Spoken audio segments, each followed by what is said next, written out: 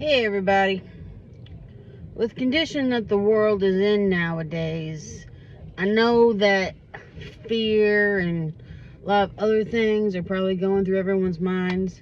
But at the same time, I've always had this kind of same worldview. I don't know where you are spiritually, I don't know where you are religiously, but this is all my own ideas.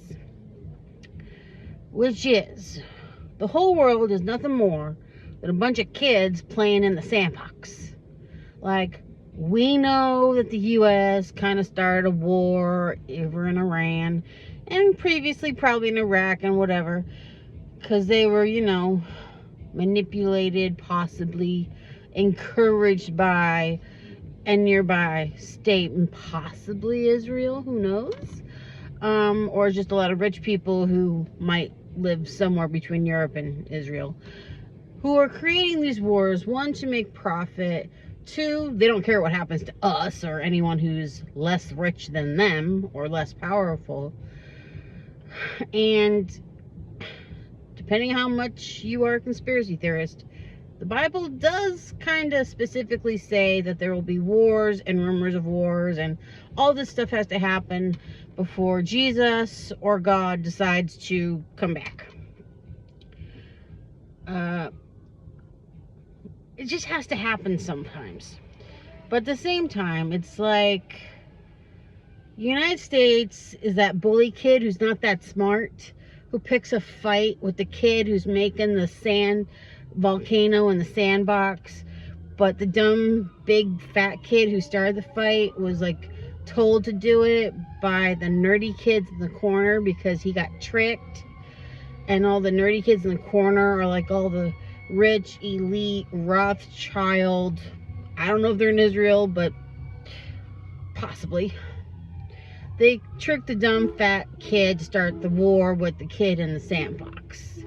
And at the same time, you have God, who's like the mom who has a headache in the kitchen, was drinking the night before, just doesn't want to deal with the kids yet.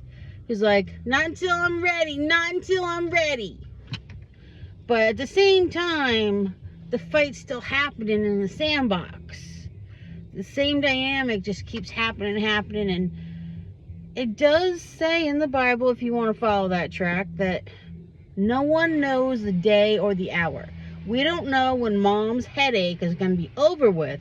She's going to come out that door screaming, saying, okay, y'all are now going to behave. That's all we're waiting for. I mean, yeah, we're going to have problems possibly paying our bills because of gas prices. Yeah, we're all going to be collateral damage from all these entities. Like, I don't know if they're demonic, well, they're not nice. Let's put all the not nice entities. They could be demon, they could be angel, they could be whatever. And how they're all screwing with us. And they're always trying to get more at us. But the only thing, despite all this sand throwing that's going on, I will survive. I will try to help others. And this is a journey. I hate to have to go back to necessarily, all life's a journey. It is. But how you act on that journey will tell everything God needs to know about you. I mean, we're all used to being in the surveillance state. God has his own surveillance state. He knows what's in you. He knows whether or not you screwed over your neighbor, whether you love your family, whether or not, you could have done something to protect something. Did you have compassion? Did you live with some kind of morality versus pretending to live as if there is no God, there is no morality, there's nothing? To me, that just comes from someone who just didn't look. Because I still say that spirituality is a muscle.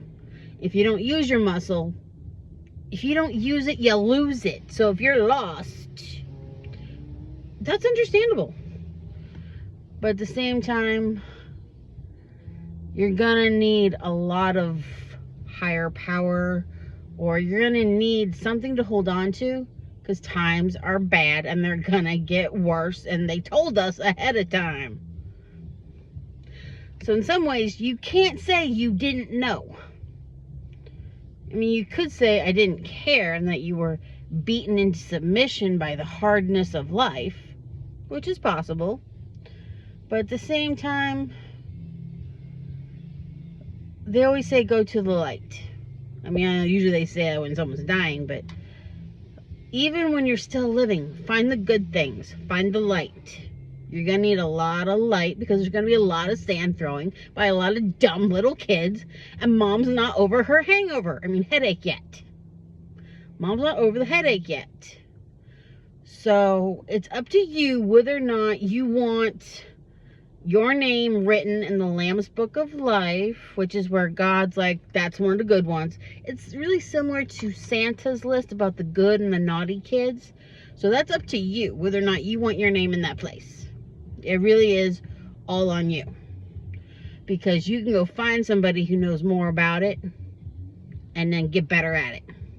So look for the light whenever you can.